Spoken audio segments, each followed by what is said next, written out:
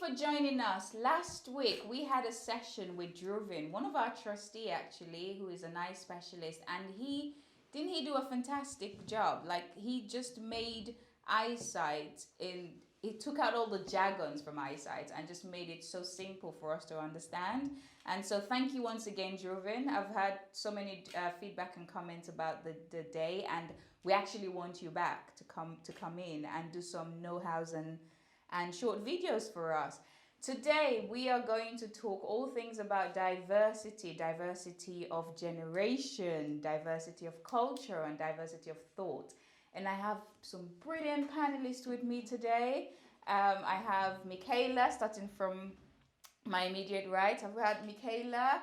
Michaela is, well, you're going to guess what, in terms of generation, where would she be at? Ola is gonna put some some comments on the chat, and we definitely want you to participate with us. I also have Richard. So Michaela is one of our staff. For those of you who don't know, Richard is one of our trustees. He's actually our vice chair. And who's gonna guess what generation Richard is? I got it wrong, by the way. You got it completely wrong. Seriously, I did. So, and then we have Maxine with us. Maxine is one of our members.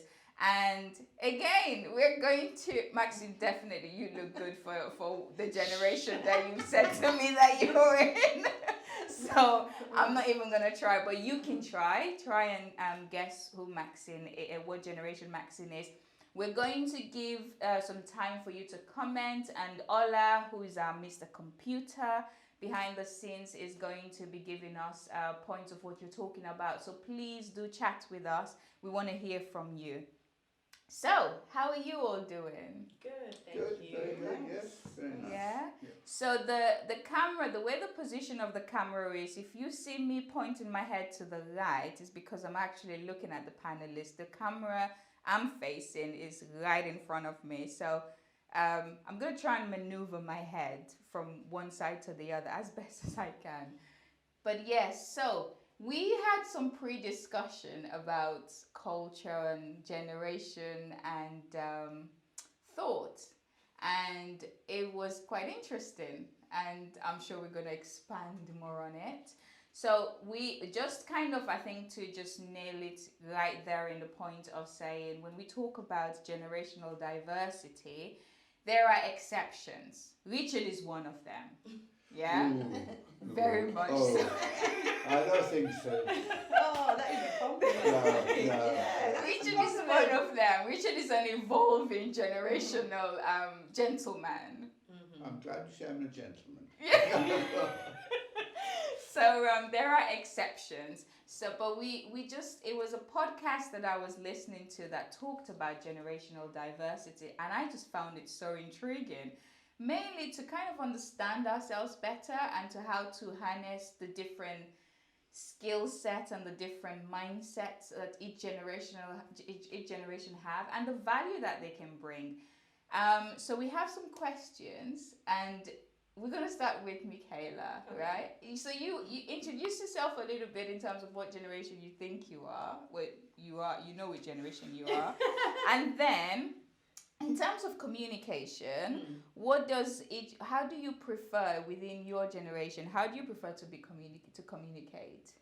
Okay, so in my generation, without saying the generation, is that how we're doing it? No, you can. Okay, so yeah. my generation is for the millennials. Uh-huh. So with my generation, I feel like we're moving. We're on the go. We're looking for change. We're looking to adapt, and we're looking for improvement, the next best thing.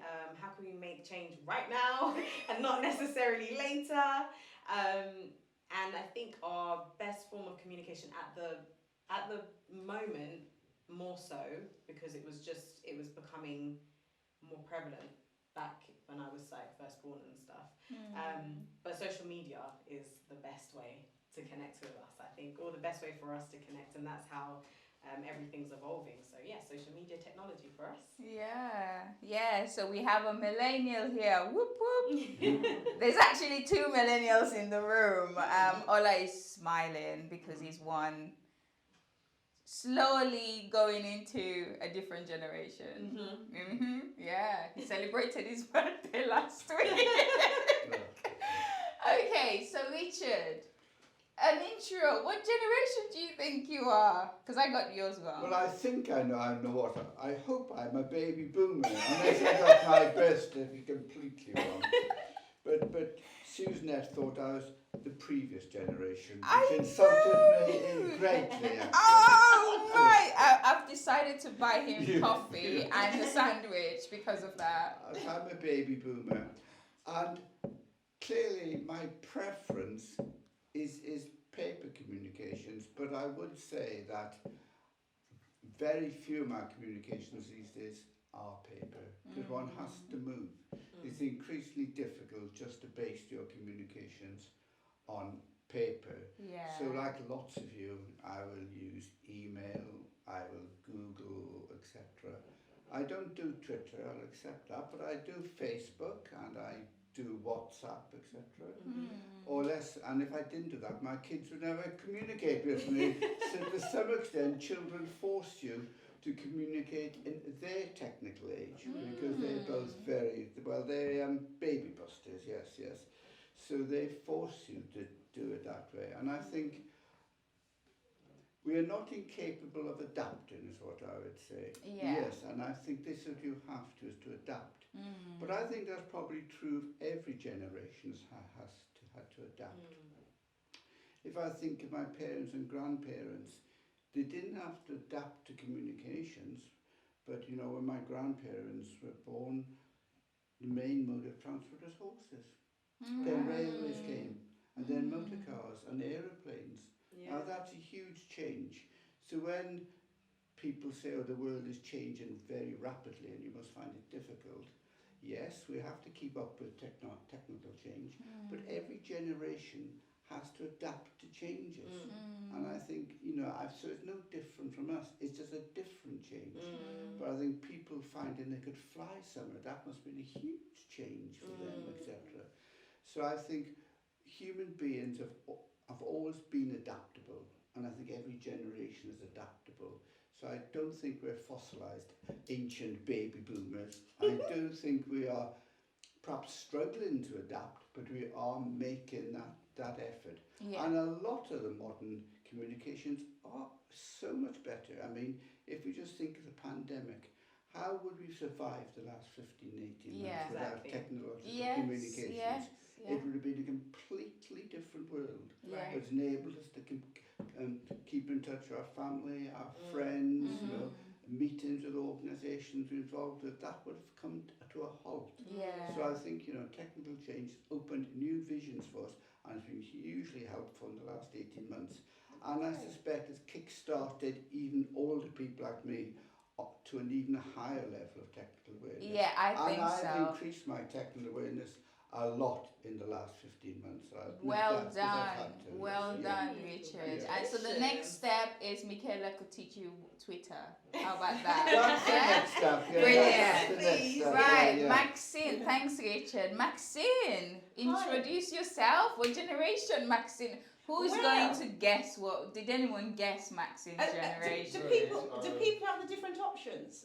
Sorry? Do the people have the different options? The different, yeah. Oh, they do. Yeah, They they see the do. different options. Yes. Please have a guess. I know. I mean, Susanette got it wrong. I did. And but in a complimentary way. Very complimentary. Yeah, Yes, but yes. the category I'm in is the same as Richard. I guess right. You guessed well, you right. guessed that. Ola, how did you guess that? Yeah, I think I look good. You've just insulted her. You know what I mean? She's now going to leave the room of this meeting straight But away. anyway, yes, sorry, I've veered off. This is me veering off, you know. But anyway, back to, yeah. I'm a baby boomer generation then. That's You it, look yeah, good. age You look group good. I come into. Yeah, it'd be fantastic to have brought my children here because they're all different age groups. And to see how they, the eldest interacts with the youngest.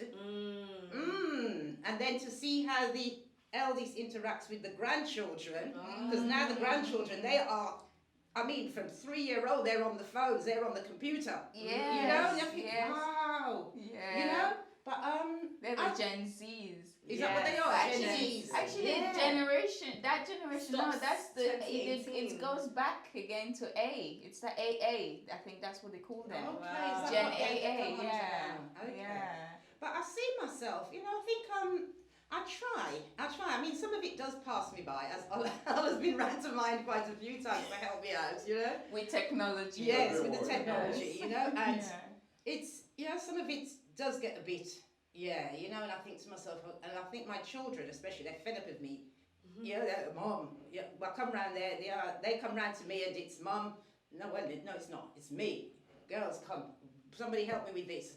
Oh, every time we come here, now that's a millennium. Every time we come here, yeah, oh, you want us to do this for you and do that for you and this, that and the other. And I That's said, true. but you lot are so super fast on it. You know, what takes me 10, 15 minutes will take them 2 seconds. Yes. You know, and I think, It's just true. do it, yeah. It's true. You know, but it's nice to see the different changes still, you know. It's nice to see, and I think with my generation, communication and whatever else we has, you know, I mean, I prefer to communicate by the phone. I like talking on the phone. I mean, those of you who know, you know, I'm visually impaired also. Yeah. So what I found, that has slowed me down immensely on the computer, which frustrates me immensely. Right. But never mind, you know, I'll find ways around it. Yeah. And the communication between the different generations, whereas, say, speaking to what the conversations that I have with my children, I'd never have with my mum. Right. You know? Yes. Because, and then my lot are more open. Certain Yes. things I'd hesitate about bringing up with them, I think to myself, they'll bring it up to me. Yeah. And I think, oh, okay, they're straight to the point, straight, you know, Yes, you know, and yes. Mum, this, that, and the other, and things I would discuss in private. Yeah. It's not a problem anymore. I mean, I don't know if that's how you are, Michaela. No, yeah, I do Yeah, it's not a understand problem. that. You know, they talk about all sorts. You know what I mean? They're very open with sex. You know what I mean? What goes on? I've never had that discussion with my mum. You know, they're very open about, a lot of things that I would never, you know, and I like that. Right. I think that's a positive, you know, and I think it's nice. And I look at myself, and I think it's nice that I've given them that Yes. freedom that to be open. Right. You know, which you know Yeah. I didn't get that with my parents. Yes. You know, Yeah. but then going back to the technology and stuff, my mum's still alive. She's 94, Wow. and if you listen to my mum, So she's definitely a generation builder. yes, Should have yes, brought her yes, she was, in. yes, she was. Yeah. You know, she lives. They moved back to the Caribbean some time ago. All right. But if you okay. listen to my mum, you would think she knows technology.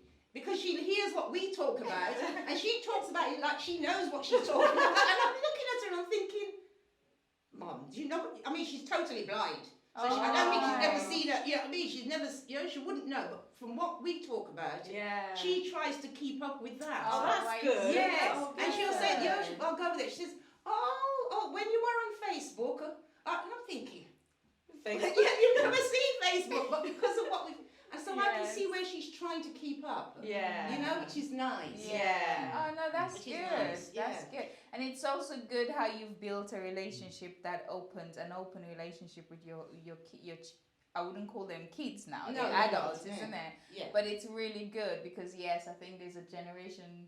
I think people are more honest Divide between the on- generations. yeah. When I think of like you and my parents, we weren't honest, were we? About what we were doing. But you know, I think generations are very honest with each other now. Yeah. which Yes, is There's yes. more really, openness. really good. Yes. Because society has changed in it Yes. enormously. The other thing about technological change, and we're talking about young people, you know, far more adaptableness, and that's quite true.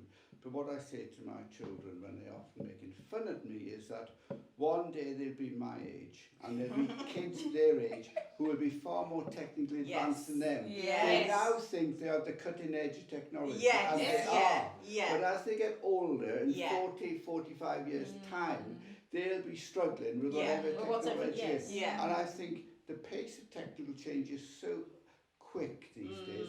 I can't imagine what will be out there, what we'll be doing in 30 years' time. Yeah. The Yeah. idea now that we have mobile phones, we have Zoom meetings, wasn't possible 30 years ago. Right. Yeah. So what will be out there? So I take great comfort in the fact that my children one day, they may feel like I do, you know, and their children will be making fun of them and their grandchildren saying, why can't you do that? And that gives me great comfort when I tell them that. Oh, bless you. But this is why I think how change happens. We evolve. Yes. But I'm confident that we are incredibly adaptable at all ages, aren't we? Yes. I think some things we find more difficult, because I must have to say, I mean, I've used Zoom meetings a lot because you have to, but I don't like Zoom meetings. Right. Yes. Now, I know Yeah. lots of young people, my children, they work through Zoom now and they're happy and they say it works. I mean, I'd much prefer, if you ask my communications, to sit round the table, meeting in a meeting, or having a cup of coffee, Susan, Yes. instead of talking through Zoom. But clearly, I accept that younger people find Zoom Yes. far more easy to adapt to than I do. No, I'd say, definitely. Definitely. Thank you. So, Ola, what has been comments? What attendees saying? Quickly, first of all, I think Glenn has something against my generation because he keeps coming for us. Well, I did promise him I was going to ask this question. Catherine says, Maxine, she's always surprised when you tell her your age. Definitely. And then Glenn says to Michaela, do you believe that your generation has an attitude of entitlement? And are all millennials losing the art of conversation? Social media is being accused of isolating more people than ever before.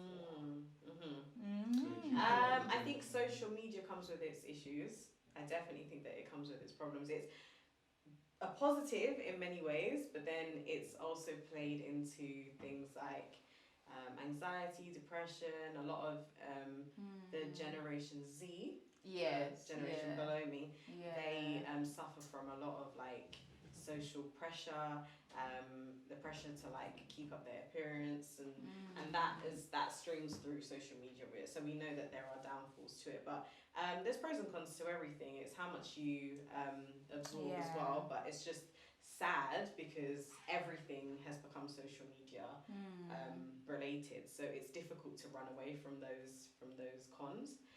But when it comes to entitlement, I don't know if it's entitlement. I think. Yes. I think we have. I think yeah. I think. Yes. I think. I don't know if we have things easier to a certain degree. We definitely have things easier to a certain degree. There are things that are a lot more difficult for us. I was speaking about this earlier in the week when it comes to like our career progression and stuff like that. But we do want things a lot faster too. So yeah, I think it just depends. I think it depends on what you're speaking about when it comes to entitlement. I think. But you did say yesterday, didn't you, that it's almost as if you go into the workplace and you want the guys at the top, Yeah. or whether Position. men or women, you want those want at their the top position. You're coming in to just leave so that you can get to the top. it's true. In some ways, that's a level of like entitlement, I should whereby get that. whereby you know It there's a process of walking a journey of But growth. I don't think it is. I think every generation is ambitious. We are. I think And that's that's what why it it's is. very Let's much just the say same. that. This last generation, But Gen Z. I Gen think they're very Z. ambitious. I honestly don't. but, No, No. Gen Z. I think Gen Zs are more cautious. I think they're but cautious. Some of them What are. what age group would you put Gen Z? So So Gen up to So 21. Up to 21. Yeah. I think that Yeah. they're really ambitious in a different way. Though we may not see it as ambition, but they're ambitious as entrepreneurs. A lot of them are into starting their own business and making career progression a lot younger, which is really They something do to an admire. investment. Yeah, an investment. They think about those things they a lot do. younger than we did. Yes, Which they is do. admirable. Yeah. I mean, maybe some of them, because a lot of the ones that I talk to, it's always like, okay, they have the idea of, social media makes it work for them, but then they just assume that when they start, it's just going to click like that. Right. Yeah, so then That's what they think, that's the that when it expected starts, it's change. gonna click. But I I think. start my YouTube channel today, I want to have 1,000 Oh, yes, videos. yeah. But that's the yes. problem with social media, because as few people are very successful at it. And then other people think it is easy. It isn't. I That's think true. that's the danger of social Yeah, that's the thing, because the people social would media. post the whole story of when they were struggling. I mean, They put the success story, I mean, and then this generation just picks on that, and it's like, oh, why am I not making it? I can now? do it as well. We all heard Yeah. Bill Gates or Mark Zuckerberg, but there's the extreme small number that made it. There are Even lots- with it's- that, there there's was a lots of journey. Oh, There the was a But journey it that has they become- went through. But I wouldn't describe millennials as being selfish, because I think you're trying to Thank create you. you're at the key stage of developing your career. Right. In your 20s and 30s, even more for the up to 21s, you've got to develop your career in the 20s and 30s. And if you don't actually make a good stab at that then, it's going to be very difficult to do it in your Later. 40s or 50s. So I think you have to be saying, why doesn't my boss retire or he or she leave? I want that job. And I think the arrogance of youth, and I think at 20 or 30 you're still arrogant, is you do think you can do that job better than anyone else. Right. You may not be able to do That's it. a level of but- entitlement. No, Like, it's the arrogance of youth. To which be you- fair, in that scenario, it's because sometimes when your boss talks to you, he doesn't even know what he's saying, and you're like, how did you get here in the first place? Yes, those But he probably could does that have be ski- exceptions? He has skills you don't recognise. We've all been. I've been an It's arrogant probably youth, more like and I've people been a skills boss. and You stuff. can see it as you go older. True. But I mean, when you're young, you do think change is easier. Yeah. And Yes. I It is. think It's actually that, easier when that you're I younger think than I've when you're older. the thing that It I've is. made in my life is that change is more difficult actually. But as I was saying in the pre-interview, I think if you're not an idealistic and a revolutionary for change at 20, you never will be. By the time you reached my age, you realise it is more difficult to change things. I want young people to think they can change the world for the better. Yeah. That has to be And the they driver. can, and That they has to can. be they may not be able to do it, but hopefully they want to achieve that ideal. We all did it in the 60s when I was a student demonstrating. We wanted to change the world, actually. We do also we need. did. We do also need the input from the older generations to make that change. Yes. You are often in positions That's a to make wise, I think yes, answer, and all response. people mustn't always stand in the way. Yes. Yeah. I think you are very, very, very right in That's that. a wise word, right? What you say it. Let me not be the one to say it. What did you just say at the end, Richard? I can't remember. That shows my age. That shows my age. I can't remember what I just said. Okay. All right, Paraphrase what you think I'm not going to paraphrase I that was one. so carried away with it. I forgot But what I said. I think the bulk of it is when we're talking about generational diversity is how each generation matters. And Hannison, just like what Michaela said, we need you guys. We need the older generation to help us, to mentor us and coach us so that we don't lose the history. We don't lose the essence and the value of the experience that you guys have so much of, before it's too late. I think the We key- want to grasp that, and at the same time, the millennials, to me, seriously, millennials and Gen Z, one thing I absolutely love about their mindset is that purpose-driven. They're very purpose-driven. I agree with that. I think I Very love the positivity. purpose-driven. They're Yeah. not there just because of money. Most of them are not there just because of money. They're there because they want meaningful change.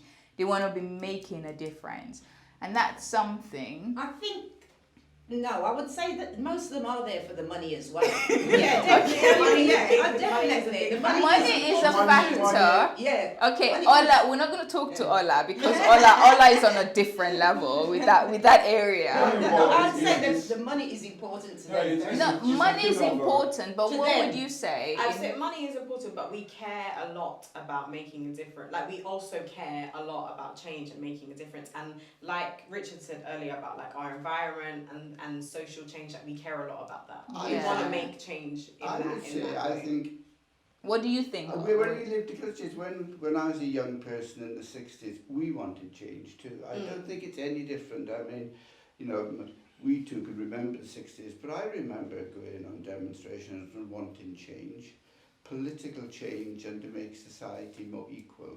And we were purpose-driven. I think what drives younger people is different. As I said, I think the drive of a lot of young people now is the environment, isn't it? That was not an issue in the 60s. But the environment is something which young people really do feel a lot about. And young people put a lot of energy into environmental movements, etc. And that's where they spend their time. But to say that people were more motivated by young people today are more motivated to change than older people were when they were young, and not is true. But I think what older people have to remember too is that we were young once, and we should recognise it is right that young people want to change, and we shouldn't always say no. Yeah. And the sad thing is, so many people my age have forgotten that they were young once. Yeah. And I think that is the sadness of getting older. You forget that, you were young once, and you're passionate, and you're passionate to do something, and to believe something, and to achieve something. And sadly, that does reduce with age. And I think that is the sadness, and people have to stop doing that, I think, and remember they were young. I can agree with that. Yeah. I suppose when you're younger, there's less commitment, so you're not losing much by going all out for change. When the more commitment you have, the more you have a mortgage, you have, the more things you have, the less riskier You can be people become. I think that's one of the reasons why comfortability starts to kick in, and then change. That element of, like when people say I lost everything for a cause. What was everything? Is it like a small car and a rental house, or what was the everything? Was it a estate home that you had that you lost? So the more things that could potentially be at risk, the less I think people tend to take the risk. That is probably true, I think. Yeah. Yes, that's why young people can afford to take the risk, I think. Yes. Right.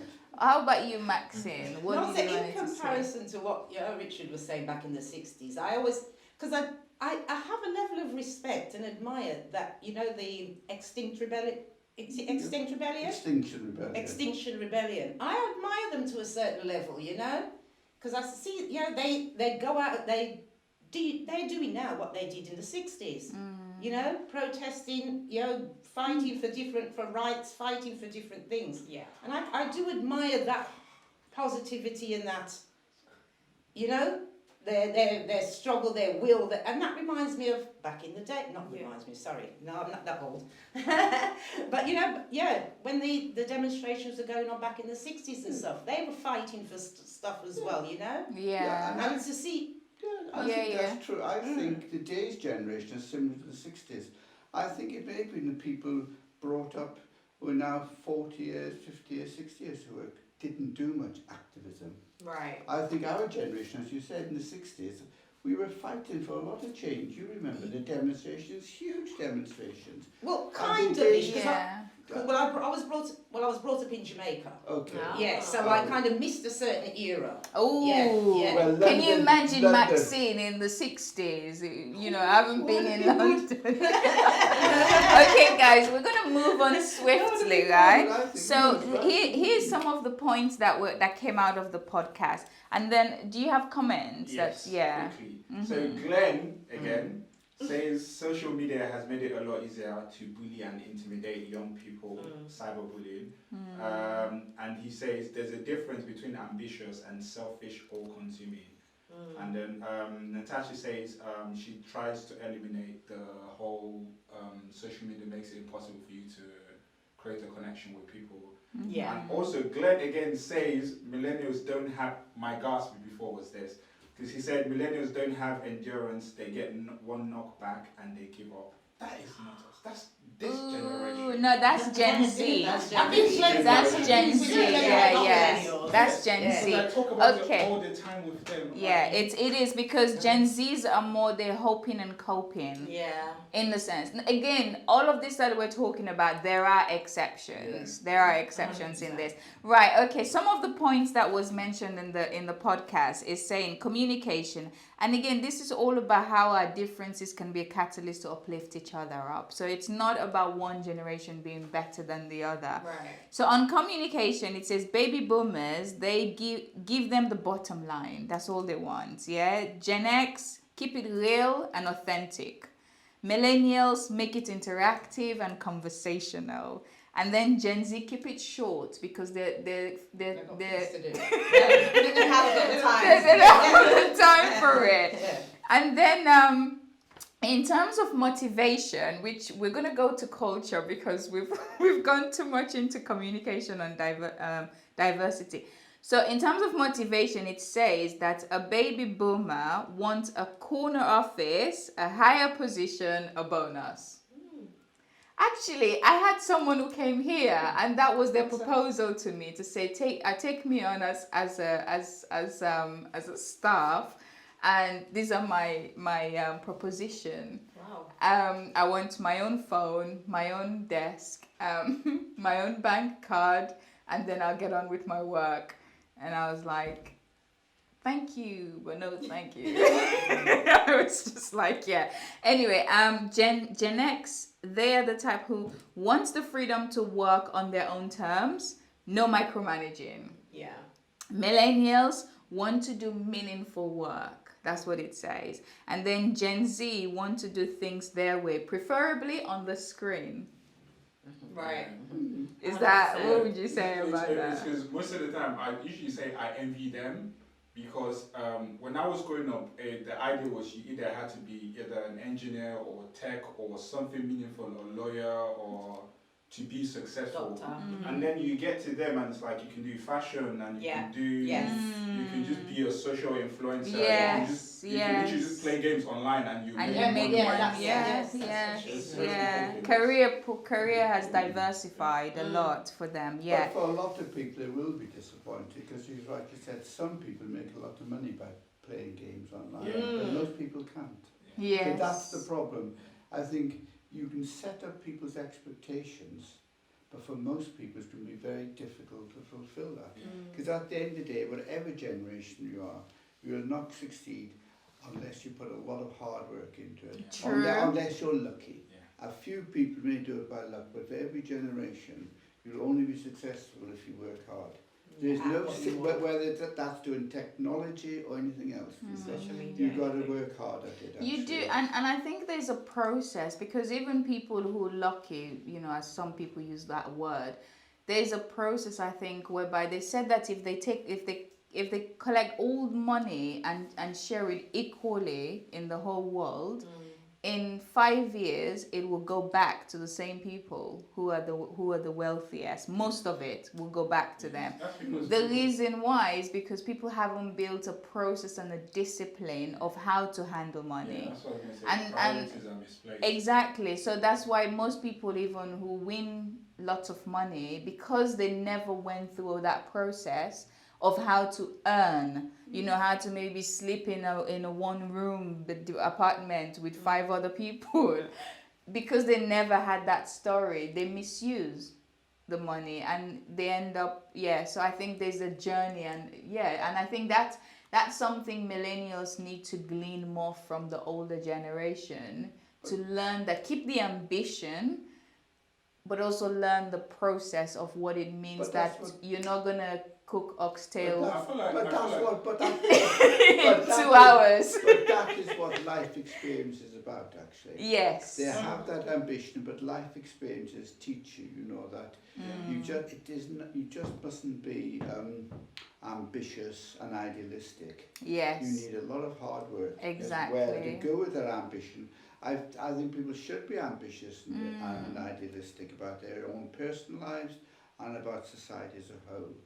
But it doesn't come about just like that. Yes. You've got to work hard and understand what Definitely. went before Yes. and why the mistakes happened before. And can you do it Yes. differently and better this time? And that Yes. really is important. Because most of the problems faced in the world aren't new. Every generation has problems True. of poverty, pandemics. Yeah, You know, we've true. all, other generations have faced what we have done over the last 15 months. So it's not new, but how can we learn from those experiences is really important. Yeah. No, definitely. I feel like millennials have at some point understood that you actually have to put in some work. I think like the more they grow, the more they understand that okay, there's like an actual process more than Gen Z, because if you talk about Jeff Bezos or what's it, Elon Musk, or I don't think they know that there's like, because they have like memes now. Memes is like a big thing where you just put before and after, and then they put Amazon before a garage, and then Amazon after is like this massive thing, and then people are going, oh okay, maybe I just need a garage, but then I think they forget that there's like 30 years in between that there was nothing happening, that they would just grind and grind and grind, and it's just because they focus so much on social media for the wrong thing, then they're just thinking, oh, the money now, the money now, the money now. While when we were growing, what my parents tried to make you understand is, in as much as you fight for money, you also have to build relationships with people, because people will also put you in position to get, and that's what we're trying to make and then people understand. Then I think, it's true. I will speak for myself, but I'd say my generation then, you know, I think we've caused a lot of problems with our millennials, because I think as life has gotten easier for us, you know, we've made life easier for them, which may not be such a good thing, because everything comes a bit easier now. So, you know, I mean, growing up for me, who goes on holiday? No, you know what I mean. Holiday was, you know, you go to Jamaica, you stay there for a year.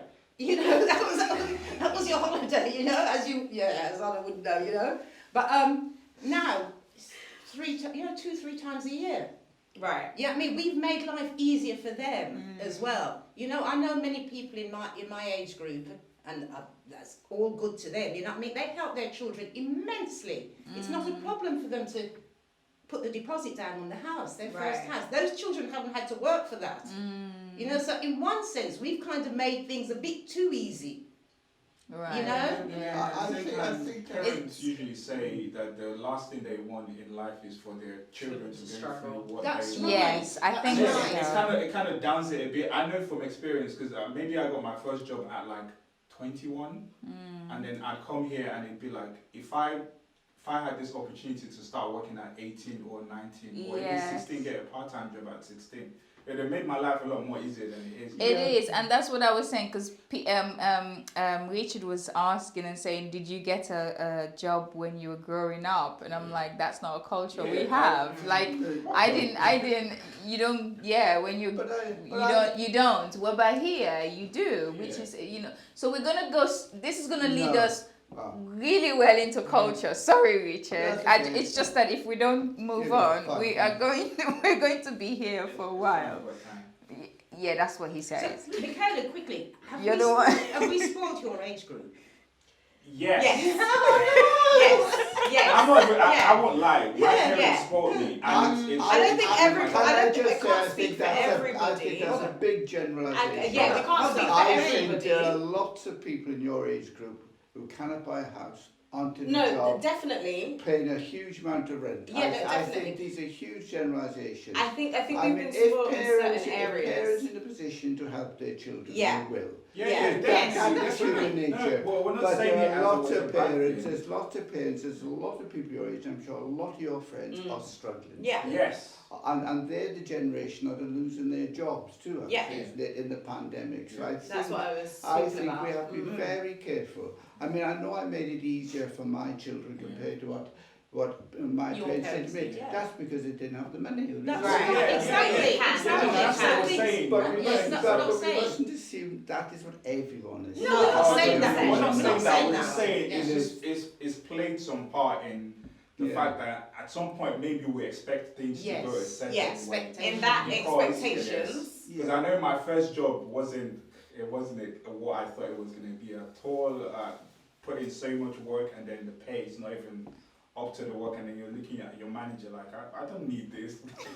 Expectations are the, I think, when you're asking that question, it's the expectations. That's the part of it that is.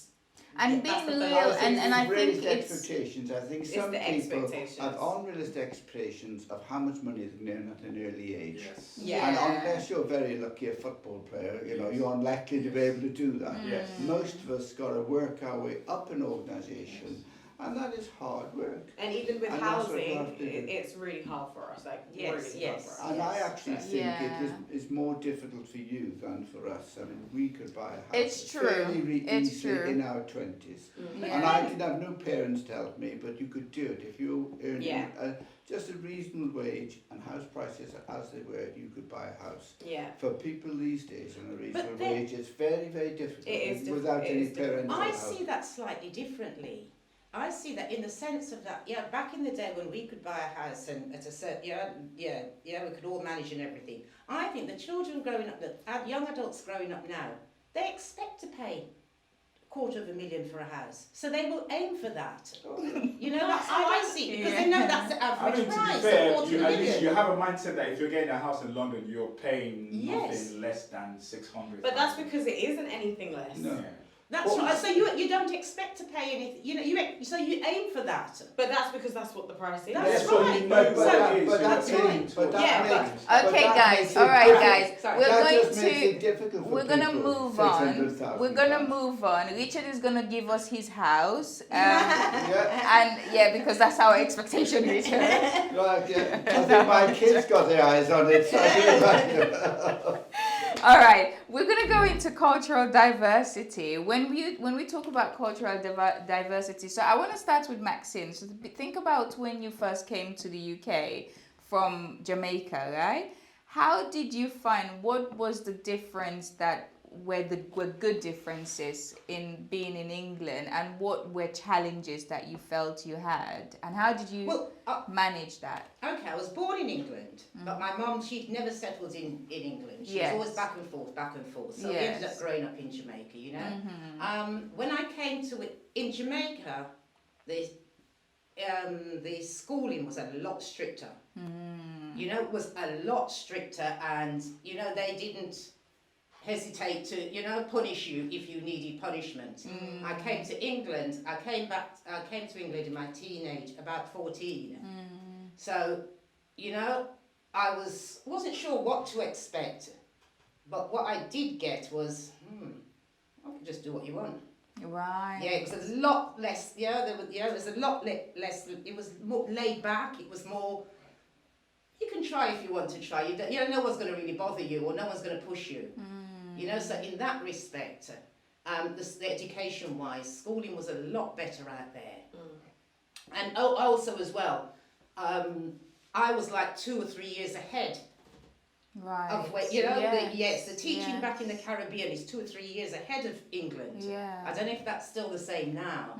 So, you know, so you sat there kind of, well, I've done this, and you've moved on, and and Yes. mixing with my own age group now, my peers now, you know, that was a cultural shock, because I think now, if you come from Jamaica or the Caribbean now, there's an expectation that you're going to be bad, that you're going to be one of these people, and it's a pressure on, which I didn't get that pressure back then, but now, you know, they come from, you know, you come from abroad and they're expecting, because everybody in Jamaica's got this bad attitude, yeah? That's what people think. Right. So the young people come over here, don't expect that attitude from the people here, and then they find they've fallen into a category where, look, very good children back in Jamaica, but because they've been pressured into proving themselves in a negative way, they get drawn into it now, you know what I mean? And it's sad to kind of see it. It is sad to see what's happened, you know? But what other cultural experiences did I have? Yeah. I remember when I landed, because I landed, I mean, my auntie didn't even know. My parents were still in Jamaica. I got sent back, you know, my auntie didn't expect me, you know, so I just landed on the doorstep, you know, sort of thing. And my first question, this is going right into proper Jamaican now, right? Yes. You want some Guinea? You know, that was my first introduction. My cousin opened the door, you know what I mean? You want some Guinea? Guinea is the type of fruit in Jamaica that grows on the trees, you know Oh what I mean? right. I thought you were saying Guinness. Guinea, you know? That was, I thought, well, that was the only thing I had to communicate with them. You know, what do you want this? You know, and they're looking at me like I'm odd. You know, and I'm thinking, well, what am I supposed to do? You know? So I didn't speak to anyone. I spoke to no one at all. I didn't even say hello to anybody on the street. You know, even Okay. adults, young people, you know, I just thought, because I didn't want them to hear my accent. Oh, I Ah. see. Yes. But yes. there was a combination of things, you know what I mean? But Yeah. feel free to ask all questions. Yeah. How did you overcome that? How did you overcome in terms of like being able to talk and own your own accent? What happened? Well, I really tried to speak English, which wasn't that brilliant, but I really tried to adapt to being, you know, I tried to sort of, and then I sort of put my, accent one side Mm-hmm. and picked up the British accent Right. to fit in. Yeah. To fit in. Now it's a completely different thing now. Right. They want to hear the Jamaican accent Yes. now. Yes. You know? Yeah. I just put down a lot of things in order to fit in. Right. Yes. You know, so that's how I may have adapted. Hmm. Now that I'm older and everything now, I mean, those of you who know me know. No, Maxine is No, Maxine. Yeah. that's right. You Yeah. know, I'm telling it as it is. Yeah. You know, I don't mean any harm by it. You know what I mean? But I just tell it as it is. You know what I mean? And expect people to do the same with me. Yeah. Yes, Wow. So let's say, for instance, how old were you when you came? You said you were 14. Yeah. What if you were looking at yourself now? What would you say to your 14-year-old self in that time, in that era? Stick to what because I always wanted to be back in the day it was an air hostess. Okay. Yeah, I really wanted to be an air hostess. Right. And I remember when I got to the 16 and I had the careers teacher back then in the days, you know, in the schools over here. Mm. Oh, don't bother doing that. You won't get that, you know. And Okay. I listened to her. Right. I listened to her and never bothered to go for it. Right. Yeah, because she said, Right. don't bother to do that. You know, no, that's above you sort of thing. Mm. And I just listened to her. Yeah. But now I know this day and age now, our young people aren't doing that. They're Right. going for it. They're Oh, going out there. yes. They're going to see it for themselves. They're going to do all the research. Because into then it. they Yes. want to go and tweet Yes. about it and say, they hey, know- yeah. you said I wasn't going to make it. That's right. Look and at then me. Look at me now. yes, that's right. You know what I mean? They haven't got our age group people, you know, sort of saying, with their negativity. Yeah. And even my mum to a certain degree, I'm not knocking my mum, but to her, the greatest job in the world was being a secretary. Right. You know what I mean? And Oh, that's I it. see. You're going to be a secretary, and that is it. That was the greatest job in the world, you know? And I hate it. They didn't like typing. I still can't type now.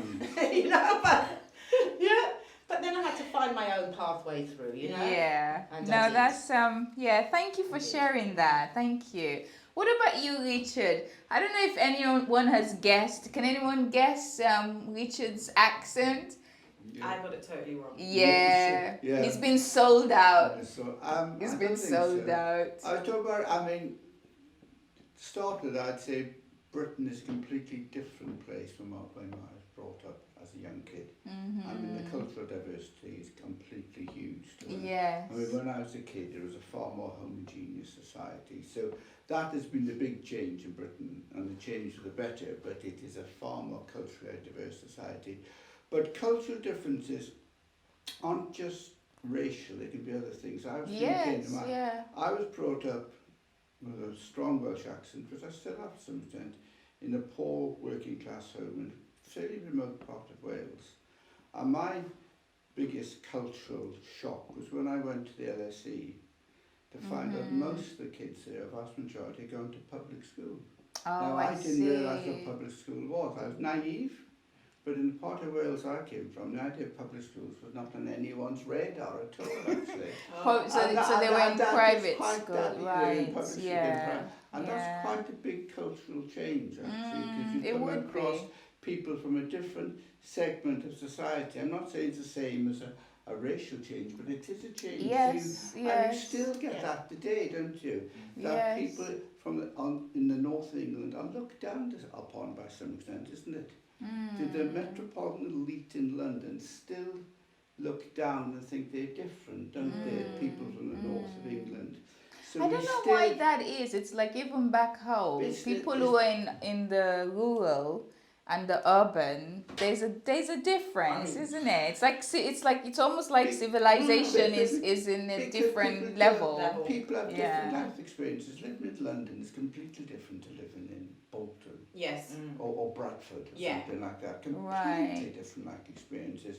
And I think there's a problem of people when they live in London, they think that their life experiences are better. Right. And the way they should live is better than other people. Because perhaps they go to more theatres, go to the opera and do things. It's different, it's not better. But you still have that, isn't it? That we are better than them. Whether you think my skin colour is better or yours, or whereas born geographically is better, it was completely false and wrong. Yeah. Because one should always treat everyone as an individual. People are individuals, and there's good and bad in everyone. And that's what I think we have to do. And I think people do that more now. I think when I was brought up, cultural differences in terms of race were very, very paramount. Yeah. I think they're less strong now. I may be wrong. I think 'cause there's I'm white, so I still can't a say- way to I go. think they may be less strong. I didn't say they're eradicated. Yeah. I think that Still they're is, less it's strong. just subtle now. It's not like before that they It were was- outright it was- comments. yeah. It may be more subtle. It was even. I say over- because I'm the only one around here who is white, so I can't actually speak for you. No, I can't. I'm- I can't speak. So I think I'm seeing it from No, my you can, perspective, yeah, I think people get on better. Isn't Yes, it? I think yes. there's a huge, and I think there's lots of friendships amongst different Yeah, races. yeah. And I think these days, I think I'm it saying is. it's been eliminated, but I think it's a lot more tolerant than it was. A huge more. No, tolerance, I think it is because we had this conversation some months ago where we're talking about race as well as part of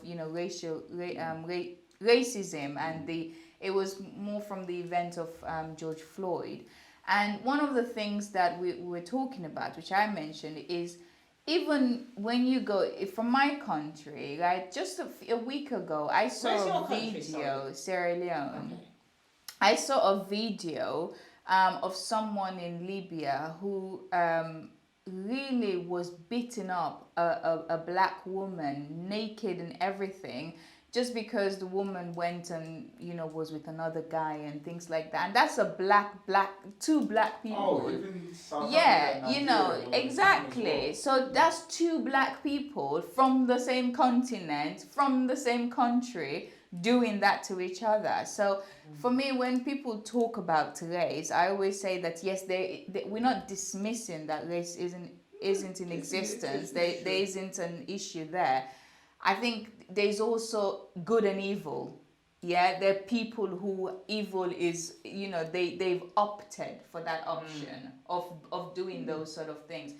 But what you're saying, generally, for me, coming into England, there is such a tolerance for cultures. Yes, there are some people who are not there, and there's a way to go with education, which is one. Even the ITV documentary yesterday was talking about that. Trevor McDonald was talking about saying there's a lot of education that still needs to be done. I also think that sometimes those get really amplified and make everyone else looks like they have racial, they discriminate against race in that sense. So there's individuals, and then Just a little Yeah. interesting thing. Recently, since a few months now, I've become friendly with a white man. Then, right? We just become friends, right? And it was interesting because I don't think he's mixed with many black people either, and I've never really mixed with many white people either, And we got onto the subject of race, and he has, and I put him up on it. He has racist, to hear those racist things that come out of him sometimes. I look at him in amazement, and I think, do you realise whatever? To him, it's, because of the way he's been brought up and everything, certain comments are quite funny. right. I don't find them funny, and I'll tell him that. I don't find those comments funny, and I tell him why I don't find them funny either. What So is the his race- reaction when you do that? He's pretty good about it, actually. He says, Okay. well, and he'll ask me questions. He'll make comments. He'll say, "Is that a racist comment?" you know, and things like that, you know, so we'll get into that kind of discussion. So I Right. think he's very open to learning, Right. or what's the word I'm looking for, something his mind, Yes. you know, yeah, to learn. I think Yeah. that's partly a fact of age, because Yes. I think if you talk to children, you know, this generation, Gen Z, they far less have those attitudes, isn't it? Because Yes. they go to the same schools, they mix, Yeah. they play, they Well, do all this. That's what he They said. actually He's have been more brought of up it than in all his family, certainly every other friends. persons, if I'm being honest. Mm. Because sometimes You think they're more racist? I'll than have a people? conversation with them. Like, I don't know why you're getting angry at someone else. You don't even know what race. You haven't felt racism. They are all It's like overtly. they carry it for everyone else. If that makes sense. Yeah, they it's like almost, it's like even the monarchy, right? They're one of the driving forces of the monarchy needs to go. But Like, because it's not they that go haven't- with the impression of this- saying you can't say that they haven't experienced No, racism. it's not even that. It's like they had, yeah, they. no, like the kind of racism that they fight for. Sometimes when they go, I'm like, you don't even have an idea what that is, and you're here just. So No, but are you saying younger people are more racist or less? No, What you They are saying? more an advocate. Yeah, they're for more race. advocating for Yeah. it. Even if maybe what the person said wasn't even perceived but to be but- racist. in the But first isn't place. that, No, it's because but isn't that they- isn't that the idealism of youth? Though? They're- Young people, they want to change. They want to they are trying change to the make- change world. Yeah. Yeah, they Right, are trying to what push were you change. saying? Yeah. Yes, They are yes. trying to push Change, change, yeah. and I think they are not going to stand for, okay, let's just let that pass. They're not. They're more like, They are more like, no, just don't do it. That's right. I That's had right. this conversation with someone before, but then it gets to a point where if you do that with everything, it kind of just waters down the actual racist But that problem. depends on how you're doing it, because I think things are, with social media, things are becoming more like it's always been happening, like this has always been happening, but it's coming out from behind the scenes now because of social media, and that generation are growing up with that, so they're growing up seeing it, like physically and visually seeing it happening in front of them. So, and to other people and people they care about and people who look like them. Yeah. So that is making them speak on behalf of those people. Do you understand? Yeah. I hear you in that. I also hear your point, so Michaela and all different point of view, but you're talking pretty much the same thing in the essence of what it is. Yeah. I think there's also a place where it could become diluted because social media is just looking for the next thing. That's true. And it's just now. looking for the next thing, because what's happening, for instance, in America, you know, you've got situations where a police officer shot someone and they haven't looked at the reasons behind it. Boom, it's race. Boom, it's this. You know, it's and then you have people who are texting, "You're next." You know, like saying like a threat to say you're gonna be next. And some of that needs to be toned down because it's not actually affecting change. And also, It's like, it's here. I think there's a danger you'll alienate the rest of the population, Yes, isn't it? And you've got to yeah. be very careful. You've got to take people with you. Yes. So, but I think you're right. You've got to discriminate in the issues you raise, isn't it? You can't say everything is race, isn't it? That's And you've Yeah, got to be careful. and I think Otherwise you that's- alienate people. Yeah. And I think that does no good at all, is it? Yeah. But it is right to raise issues which are properly Yes. discrimination and Yes. racist. No, And definitely. not to hide behind those. I feel like Yeah. sometimes it's more of they're more excited about the whole protest thing and just creating an issue than the actual issue itself. It's like they're just waiting for the next big thing to happen. That's and the if there's thing, no yeah. issue, they just Well, create we're coming one. back to where we started, that's communications. The downside of social media is it's so instant. You reach so many people, it can be misused. It can be misused. Richard, it's like your coffee. Instant coffee can never be compared to grind coffee, as you Change, talked yeah, earlier, isn't it? Yeah. It's like that. And I think it's Yeah. so too easy just to go on Twitter and say something. Yeah. Yes. And if someone followed you, that could go to 2-3 million people. It isn't is. it? And without thinking, so it's Do the we- danger of communications. Thank You. you. Do we have any comments from the Sorry, discussion? Glenn. one. Glenn, he's going to comment. Hello, Glenn. We love you, Glenn. Odette says managing expectations for every generation in the same organization is key for the team to work well and for Yes. all members of the team to feel engaged and equality. Odette has listened to that podcast. She was talking about it yesterday. Bless her. Thank and you, then Odette. Glenn said unconscious cultural bias exists. Yes, and it exists in all of us. It does. I'm not even going to lie about that. Yeah, and because one of the questions I had here on diversity of thought was, when did you last make the time to know someone different than you? Maxine just touched on that point to say you met someone, but you hardly know much about white people, because the general notion is you glean to the people that are around you. And so in many ways, even us as black people, I tend to say that as well to my friends and colleagues, in saying, make a conscious effort to get to know people. Yes, that's because you also are doing there's an element of a prejudged notion you have, because you don't really know about white people, just like how some white people don't know about black people. That's right. So if we all, hopefully this conversation is a catalyst for us to use the differences and making us become better, working together better, because there's an element where we have a pre-notion of why this is done in this way, when actually just ask. People would appreciate it more if you ask. I think the key agent is getting people to know and mix with each other, isn't it? This is why ghettos are appalling, isn't it? Whether it's a black ghetto, a white ghetto, a Muslim ghetto, because people don't communicate. I mean, if we look at our road, in the last 5 or 6 years, probably 6 or 7 houses have been sold, and 4 or 5 of those houses are brought in Indian, Muslim and black families. And you get to know each other, don't you? Yes. And by mixing, that is the key thing, actually. But then back in the day... If the road is all white, you don't get to know each other. But then back in the day though, Richard, back in the day though, I mean, and even not even back in the day, now, you can even say that now. How long before the white people move out of that road?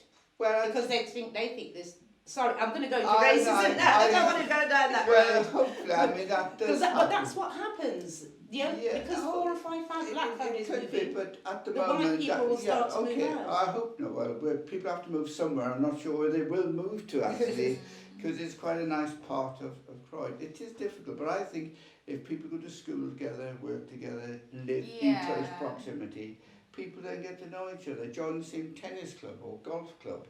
That's how we make relationships. It's very difficult to force people, isn't it? And also, you have to be open-minded to making that connection or getting to know someone. Because I've had situations, there was even one on social media where the guy was videoing himself because he walked out of his house is nice, and one of his neighbours in my house just called the police as a thief, and he's like, what, so because I'm black, I can't own a good house? Is that what you're telling me? And they actually called the police and they were there saying, can we see your identification? How did you get in this house?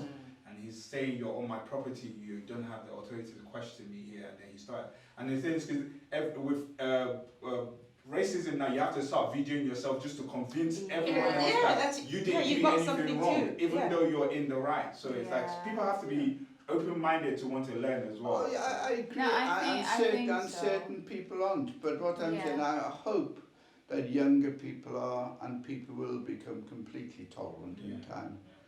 I think it's evolving. I think it is evolving. Was it yesterday the documentary was talking about the lady who is an athlete and her partner has been pulled about 15 times because he's driving a nice car.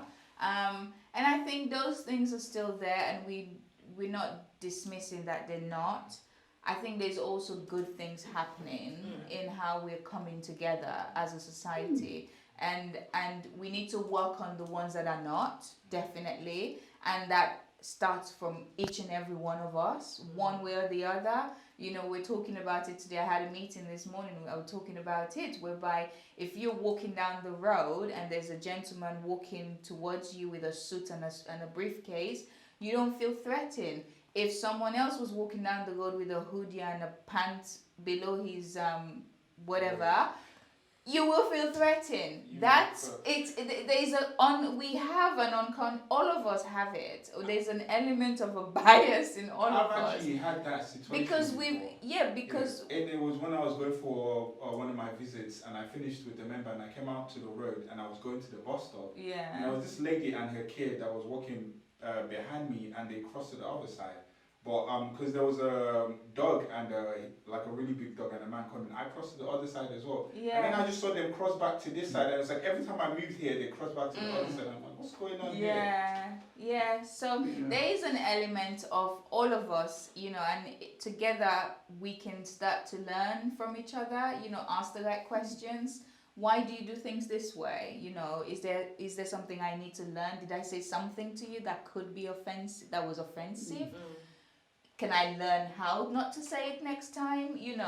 We all have a part to play into it. Yes. I think this notion and idea that everything now becomes a racial discrimination, it's not going to help us.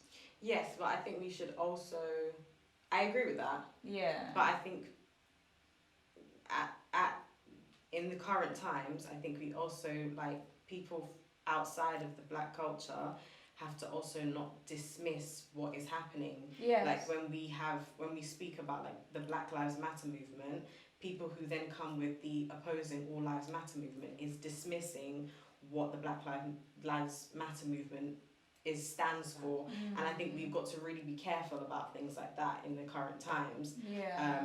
And that's how change will happen, and people from other cultures should not expect black people to educate them. They should also be willing and want to educate themselves to make that change. And right now, that oppression is happening within the black culture. It's not happening with the white culture.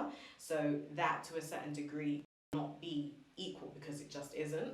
So there isn't that in itself is something that we just can't dismiss. Like that is not something that can be overlooked, but can hopefully be changed. Yeah, now I hear your point, and I think even when you look at the Black Lives Matter movement, when you look at when people went out, it wasn't just black people. It was every color that was there saying, no, we don't stand for this. And I think that's a huge improvement in itself, in saying, no, we don't stand for this. Yeah. So I think there is progress being made.